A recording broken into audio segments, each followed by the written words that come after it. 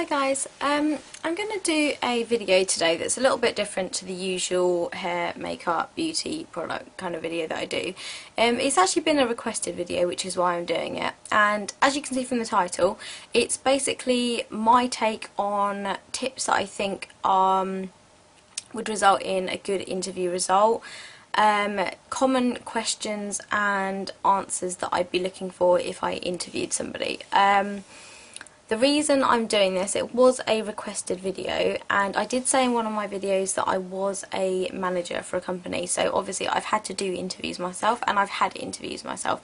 So I'm going to try and just run through the points like briefly, because I don't want to ramble on too much, because it doesn't kind of relate to everybody and every job. But the first thing I would say that is really, really important for any interview is to have a good CV, because if you don't have a good CV, I'm not even going to bother interviewing you. I've had CVs in the past that have been 4 pages long and they've been full of mistakes, so those people initially, if I'm looking for one person to fill one position and I get 20 CVs on my desk, I'm going to scan through all the CVs, and the ones that take my fancy I'm going to interview. The ones where I've seen mistakes on the CVs, I'm not going to even bother interviewing. I'm just going to send them a rejection letter just based on their CV.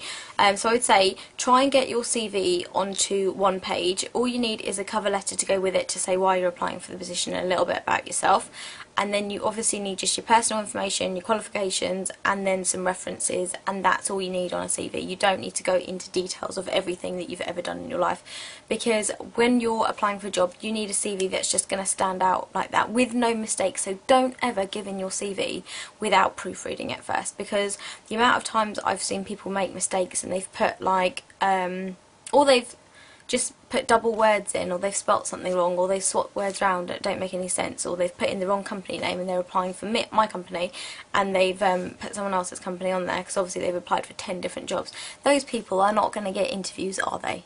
So that's the first thing, having a really good CV, if you can, just on one A4 piece of paper. You don't need it any longer than that, because the interviewer is going to get bored basically. So my second tip is basically do your research on the company, because if you're applying, for example, if you're applying to MAC to get a job as a makeup artist or as a someone that helps, a salesperson, make sure you know about the products that they sell, make sure you know whether they're worldwide, make sure you know a bit about where the company is and their what makes them different to other brands. So do they test on animals? Do they have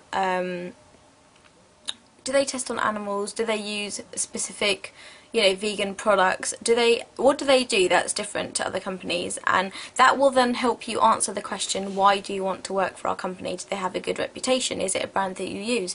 You need to think of, basically you need to know about the company before you can apply for them, because if they if they ask you in the interview, why are you looking to work for us, you need to be able to specifically tell them things about themselves that make them think, oh, so she's done her homework, she knows about the company, and it's a lot easier to to work for somebody if you know a little bit about the company, and it looks like you've actually taken the time to prepare yourself for the interview. Number 3, look presentable at your interview. So if you go in and your blouse or your shirt is creased up and you've got stains on your top and your shoes aren't polished and your hair is like a hot mess, then they're not even going to bother. I mean, they're going to take one look at you, because they'll judge you within the first 3 seconds of seeing you, and if they don't think that you look presentable, they're just going to think, well, if you can't look after yourself, you're not going to look after a customer, are you? Let's be fair. So I would say a lot of I think it's just human nature that you base people on kind of what they look like, and you just think, well, actually, if you can't even be bothered to dress yourself for an interview, then I don't really think I want you working for me. So I think having minimal kind of makeup, having nice looking skin, having your hair tied back so you're not fiddling with it, I think all of those things, making sure your shoes are clean, you've got no holes in your tights, all of those kind of things go towards selling you, because that's what an interview is. You're there to sell yourself to that company.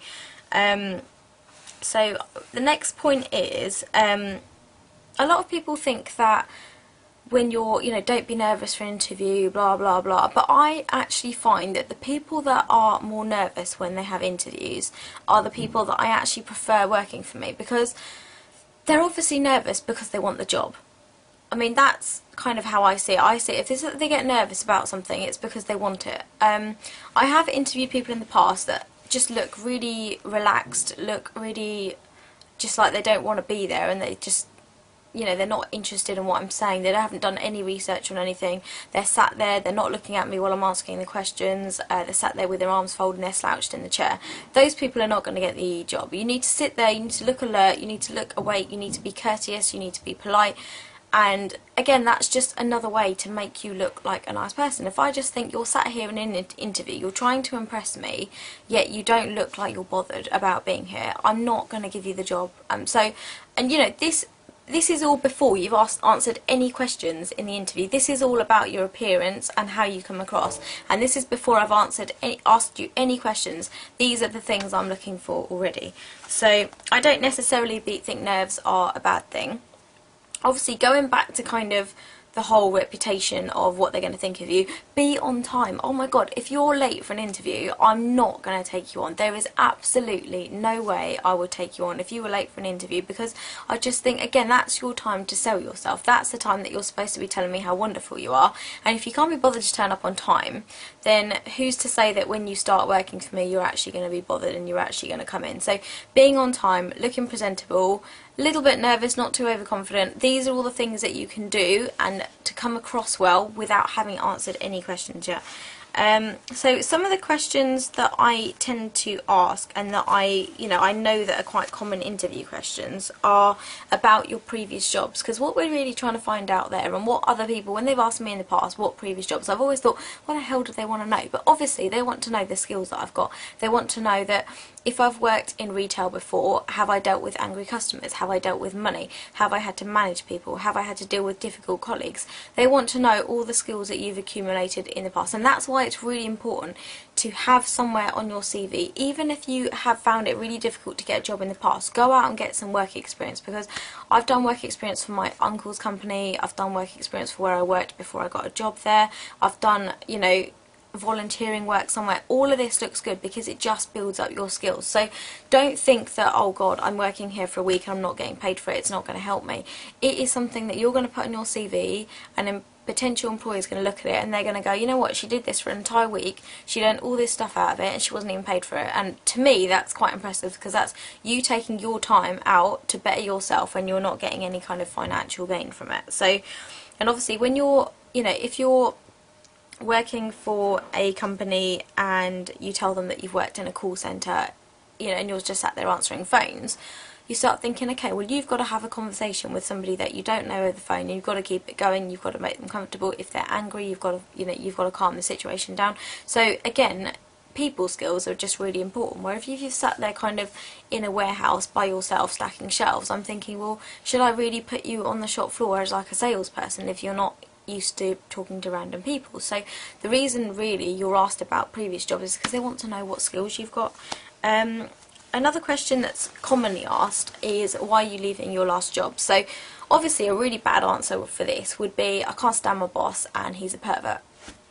Because nobody wants to know that, no one wants to know those kind of things. So really I think the answers that you should be giving are kind of things like, well, I've been with the company a long time, I wanted to try some new skills, I think I've learnt most of my skills, to do the job as best I can there, and I thought it was time to move on and use my skills somewhere else, build my skills, and then, set myself a new challenge. I've got aspirations to do this, and in your company I think I'd have more of a chance of doing that. You need to basically big up that company, say why you want to work for them, and tell them how you can use your skills from your old company to bring them to your new company, and that will then benefit them as well. But obviously you need to look like you have some sort of aspiration, because if they ask you what are you going to do in 10 years time and you say, oh, I'm going to be doing the same job, they're just going to think you've got absolutely no aspirations, you've got no inspirations, and you're not motivated. You just, they're not going to be impressed with that. So how have you dealt with a difficult situation in the past? Because they basically want to know how you think. So if you're for example, if you sit there and say, I've never been in a difficult situation, they're just going to think, okay, well, either she hasn't really thought about her answers, or she's just lying, or she has never been in a situation because she's tried